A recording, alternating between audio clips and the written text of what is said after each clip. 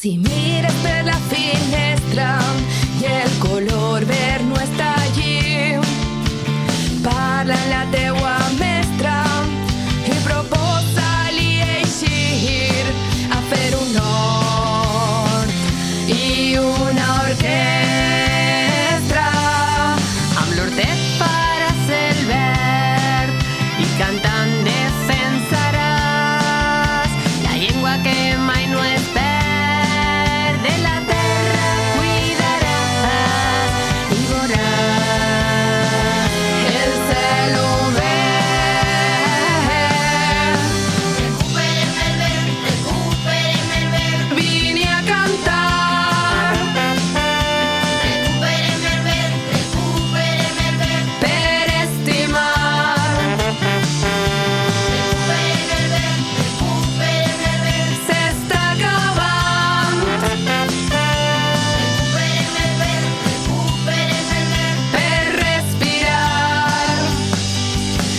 Recuperem el verd, recuperem el verd.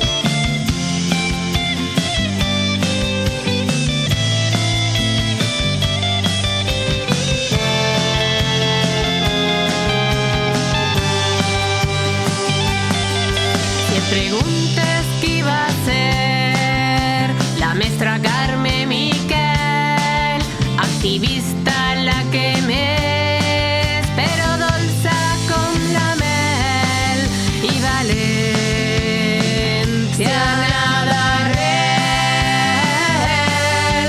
A l'escola treballant, defensant el valencià i escrivint sense parar.